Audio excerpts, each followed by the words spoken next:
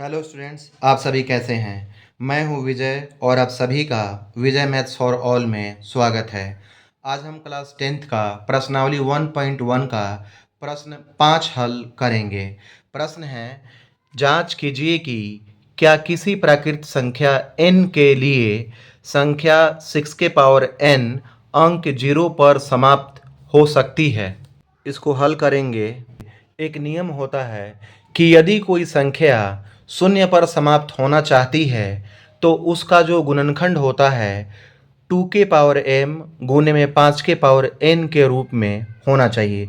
मतलब कोई भी संख्या अगर शून्य पर समाप्त होना चाहती है तो उसका जो गुणनखंड होना चाहिए कम से कम एक बार 2 और एक बार 5 अवश्य होना चाहिए। जैसे मान लीजिए कि यहाँ पर एक संख्या है 10 जो कि 0 पर समाप्त है, तो अगर हम इसका गुणनखंड निकालेंगे 2 पंजे 10, 5 एकम 5, तो 2 गुने में 5, 1 2 और 5 यहाँ पर आ गया।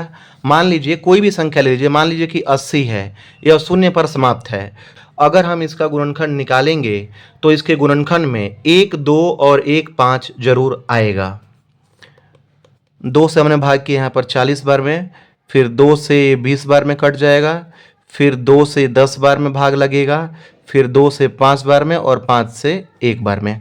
अब देखिए यहाँ पर 1 2 3 4, यहाँ पर 2 4 बार आ गया और 5 1 बार, मतलब कम से कम 1 2 और 1 5 यहाँ पर आ गया।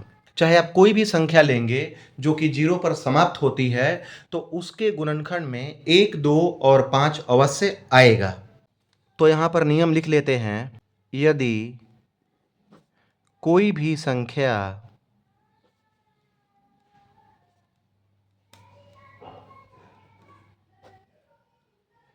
शून्य पर समाप्त होना चाहती है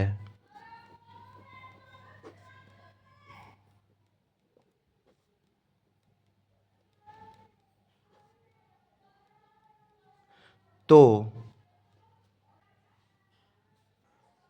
उसका गुणनखंड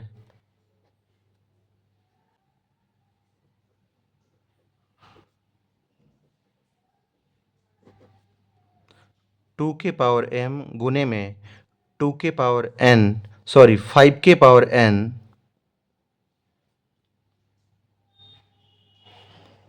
के रूप का होना चाहिए। अब संख्या क्या है हमारा 6 के पावर n, तो हम यहाँ पर 6 का गुणनखंड निकालेंगे तो 6 के लिए हम लिख सकते हैं यहाँ पर 2 गुने में 3 और पावर में n, जो कि 2 के पावर n गुने में 3 के पावर n हो जाएगा। अब यहाँ पर 1 2 तो है लेकिन 1 5 नहीं है, तो यहाँ पर लिखेंगे इस संख्या का गुणनखंड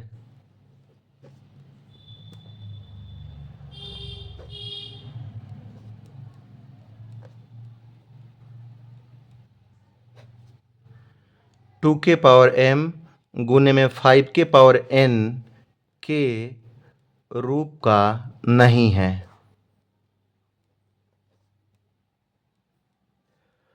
अतः 6 के पावर n शून्य पर समाप्त नहीं होगी। इसका सॉल्यूशन हो गया। प्रैक्टिकली अगर आप यहाँ पर करके देखेंगे, जैसे 6 के पावर n है और n क्या है, प्राकृत संख्या है, तो प्राकृत संख्या 1 से शुरू होती है। तो अगर मान लीजिए यहाँ पर n के जगह पर अगर 1 रखेंगे तो यहाँ पर क्या आएगा, 6 आएगा। अगर n के जगह पर आप 2 रखेंगे तो 6 का स्क्वायर क्या होगा, यहाँ पर 36 आएगा। अगर n के जगह पर आप 3 रखेंगे तो क्या होगा, यहाँ पर 6 गुने 6 गुने 6, अगर गुना करेंगे तो 216 आएगा। तो देखिए यहाँ पर इकाई का अंक यहाँ पर 6 आ गया, यहाँ भी 6 आया, यहाँ पर भी 6 आया। तो यह 6 के पावर n शून्य पर समाप्त नहीं होगी।